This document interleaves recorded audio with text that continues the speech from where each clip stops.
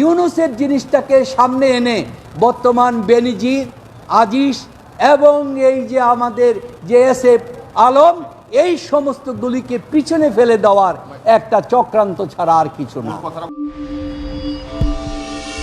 সাংবাদিক বন্ধুগণ, আপনারা জানেন গত পরশুদিন গ্রামীণ ব্যাংকের চেয়ারম্যান ওনার উপব্যবস্থাপনা পরিচালককে দিয়ে দুদকে একটি অভিযোগ দেয় ডক্টর মোহাম্মদ ইউনূসের বিরুদ্ধে। অভিযোগটি তদন্তের জন্য উনি দুদকে জমা দিয়েছেন এবং একটা প্রেস বিজ্ঞপ্তি দিয়েছেন, সেটা আপনারা জানেন। প্রেস বিজ্ঞপ্তির মর্মটা হচ্ছে যে ডক্টর ইউনূস বলছেন উনি নিজের জন্য কিছুই করেন না, অথচ ওনারা 83 সাল থেকে আরম্ভ করে 2023 সাল পর্যন্ত আপনার কম্প্রিহেন্সিভ অডিট করে দেখতে পেলেন যে ওনার একটা পারিবারিক প্রতিষ্ঠান প্যাকেজিং এন্ড প্রিন্টিং, তাকে এই দীর্ঘ সময় পর্যন্ত 9.5 কোটি টাকা অবৈধভাবে লোন দিয়েছেন এবং সমস্ত কিছু করেছেন।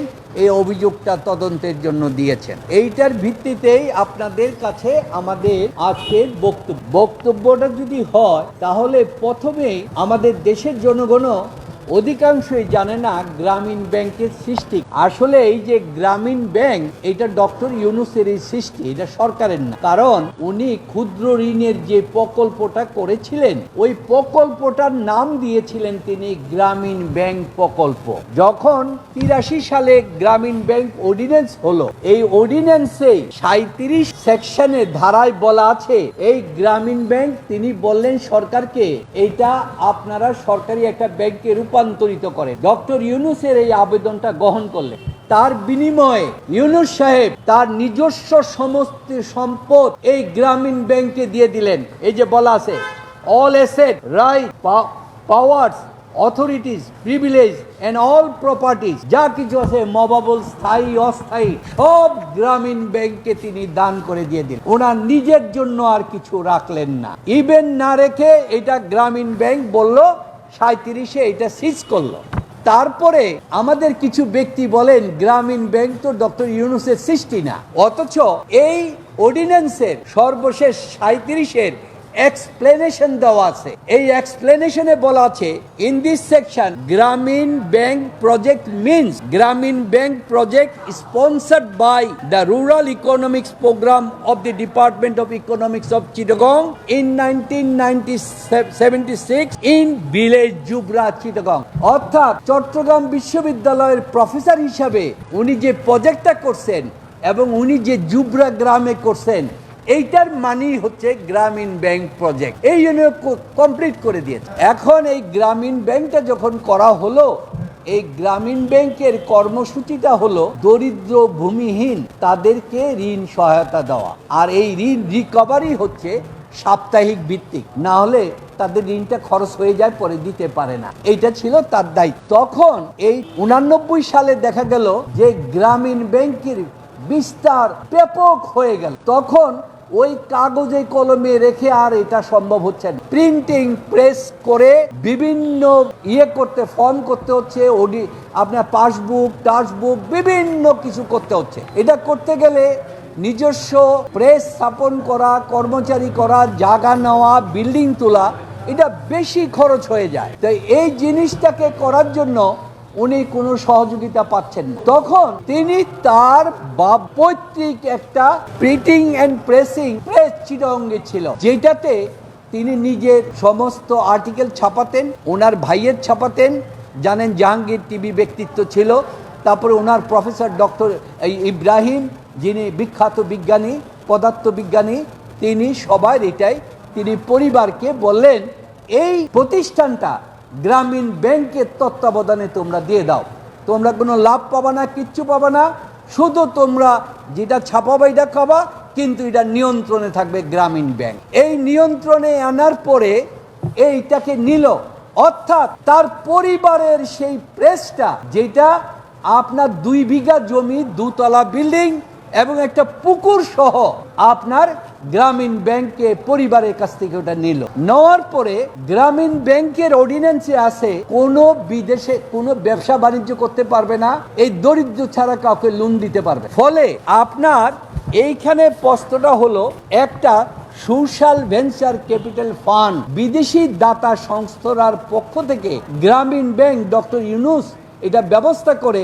তাদেরকে এই যে কাজগুলি করানোর জন্য একটা লোন দিলেন। এই লোনটা দিয়ে বললেন যে সামান্য লোন দিলেন, লোনটার বিনিময়ে তোমরা এত কাজ সমস্ত কিছু করা হোক। এইটা গ্রামীণ ব্যাংকের টাকা না। ওনারা এসে মামলা করলেন গ্রামীণ ব্যাংক থেকে বলে লোন দিচ্ছে। গ্রামীণ ব্যাংকের তো লোন দেওয়ার ক্ষমতা নাই এবং বলেছেন ডক্টর ইউনূস নিজে ক্ষমতা অপব্যবহার করে এই কাজ করছেন। অথচ গ্রামীণ ব্যাংক অর্ডিন্যান্স বলছে যে আপনার 19-এর ইতে বলছে যে ম্যানেজমেন্ট গরিব জনসাধারণের জন্য সমস্ত ম্যানেজমেন্ট গ্রামীণ ব্যাংক কোনো প্রতিষ্ঠানে নিতে পারবে এবং সেখানে বলছে এইটা generally doing all such act things এটা করতে পারবেন। তো এইটাও কিন্তু আইন মোতাবেক। এখন ডক্টর ইউনূসের বিরুদ্ধে একের পর এক মামলা করে যখন কোনো ব্যবস্থা করতে পারছেন না, ওনারা বললে 40 বছর সাধনা করছেন, মিনিস্ট্রির হাই পাওয়ার কমিটি করছেন এবং অডিট টিম করছেন। এই ডক্টর ইউনূসের বিরুদ্ধে মাত্র বলে আপনার 9 কোটি 40 বছরে বলে 9.5 কোটি টাকার ডিফালকেশন পেয়েছেন, যে লোনটাকে মওকুফ করে দিয়েছেন। কিন্তু গ্রামীণ ব্যাংক কোনো লোন দেয় নাই, লোন দিয়েছে বিদেশি দাতা সংস্থা। সেইটা ম্যানেজমেন্ট চুক্তি করে তিনি চালিয়েছেন। পরবর্তীতে আরেকটা সোশ্যাল বিজনেস গ্রামীণ সামগ্রী 2015 সাল থেকে তারা এটার দায়িত্ব দেয়। পরবর্তীতে দাতা সংস্থা বলল এটা গ্রামীণ ফান্ড, গ্রামের লোকদের উন্নয়নের জন্য করা হয়েছে, তার কাছে এই টাকাটা দিয়ে দিল, সে তাকে চালায়। তো এই জিনিসটাকে বললেন তিনি বলে গ্রামীণ ব্যাংকের অর্ডিন্যান্স থেকে, অর্থাৎ এই কাজটা করার পর এই অভিযোগটা দিয়ে। এখন আমাদের প্রশ্ন হলো এই ডক্টর ইউনূসকে আসামি করার জন্য এই অডিট করে লক্ষ কোটি কোটি টাকা খরচ করা হলো, অথচ আপনার সুপ্রিম কোর্ট বললেন যে এস এ আলমের বিরুদ্ধে দুদক নিজস্ব প্রক্রিয়ায় ব্যবস্থা গ্রহণ করবেন। আজকে 4 মাসের বেশি হয়ে গেল, দুদক ব্যবস্থা করলেন না। হাজার হাজার লক্ষ লক্ষ কোটি টাকা। একটা ইসলামী ব্যাংক ছিল বাংলাদেশের 1 নাম্বার ব্যাংক, আপনারা জানেন, এটা লাল ব্যাংকের তালিকায় 1 নাম্বার। 9টা ব্যাংকের মালিক হয়ে গেল, দুদক এখনো ব্যবস্থা নিল। আপনি দেখলেন যে আমাদের সেনাপ্রধান, প্রাক্তন সেনাপ্রধানের বিরুদ্ধে উনি ক্ষমতা থাকার সময় আল জাজিরা রিপোর্ট করলেন, সেইখানের ব্যাপারও দুদক কোনো ব্যবস্থা করলেন না। বেনাজিরের নামে নামকা বাস্তে নোটিশ টুটিশ জারি করলেন, জানি না এই নোটিশটা পরবর্তীতে অবমুক্ত দেওয়ার কোনো ব্যবস্থা হয় কিনা, যা আমরা অতীতে দেখি। তাই আমরা দুদককে বলবো ডক্টর ইউনূসকে, যিনি এত সম্মানিত ব্যক্তি, একটু কথা বলে নেই। ডক্টর ইউনূসকে বিল ক্লিন্টন ছিলেন আরকানসের গভর্নর, উনি বিল ক্লিন্টনের দাওয়াত দিলেন যে ওই দেশের 50% লোক দরিদ্র, উনি জানলেন বাংলাদেশে গ্রামীণ ব্যাংক হয়। ইউনূস সাহেব যখন গেলেন উনি বললেন আমার দেশের এইটা গ্রহণ করলাম আমার রাজ্যে, আর আমি আমেরিকার প্রেসিডেন্টের ইলেকশনে দাঁড়াবো, যেদিন ঘোষণা করব সেদিন আপনি আমার পাশে থাকবেন। সেদিন তিনি সমস্ত আমেরিকাকে পরিচয় করে দিলেন এই ব্যক্তির নাম ডক্টর মোহাম্মদ ইউনূস, উনি গ্রামীণ ব্যাংক প্রতিষ্ঠা করেছে, আমি আমেরিকার প্রেসিডেন্ট হলে সারা আমেরিকায় গ্রামীণ ব্যাংকের পরিকল্পনা নেব।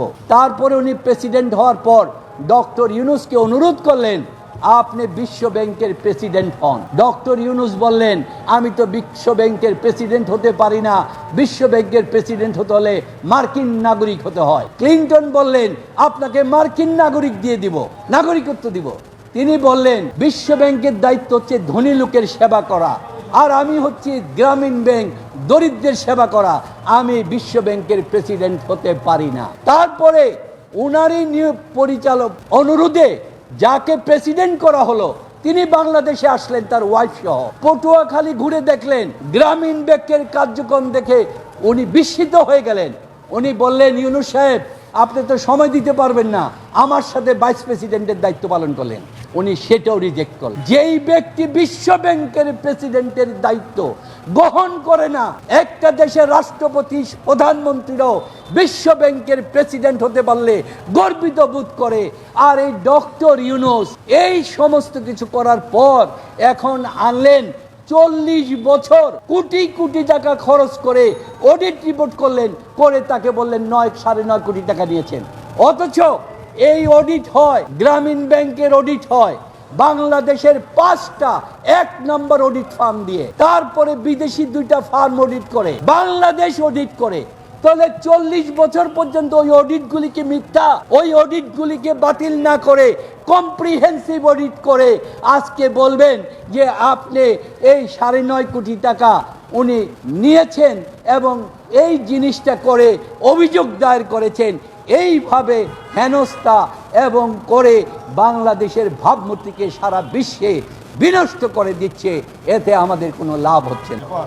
জি, তারা বলছেন যে 9.5 কোটি টাকা অবৈধভাবে পরিবারকে ঋণ দিয়েছে এবং মৌকুফ করেছে। হ্যাঁ, তাহলে এই আপনি বলছেন এই যে শুধু এই টাকাটাই স্পেসিফিক থেকে বলেন তো এই অভিযোগটা যে ঋণের প্রশ্নটা, ঋণটা কিন্তু গ্রামীণ ব্যাংক দেয় না, দিয়েছে দাতা সংস্থা।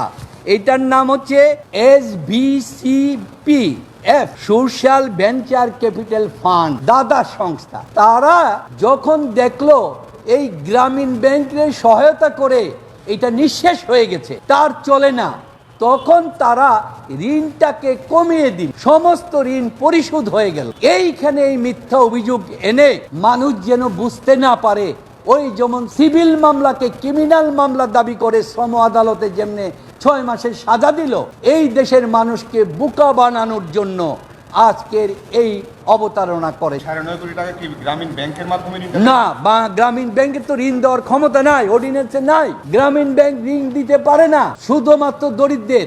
আর এটা রিকভারি হয় সপ্তাহে, তো সপ্তাহে রিকভারি হলে তাকে কিভাবে লোন দেয়?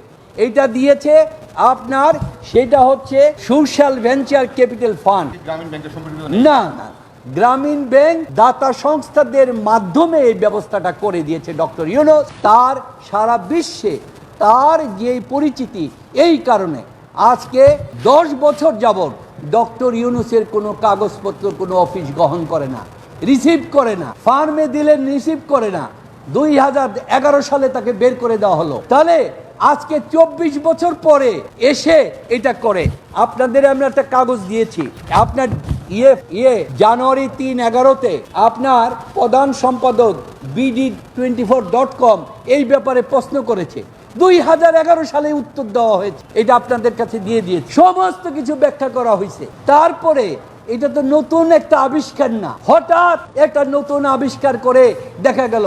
অর্থাৎ ইউনূসের জিনিসটাকে সামনে এনে বর্তমান বেনজির, আজিজ এবং এই যে আমাদের যে SF আলম, এই সমস্ত গুলিকে পিছনে ফেলে দেওয়ার একটা চক্রান্ত ছাড়া আর কিছু না।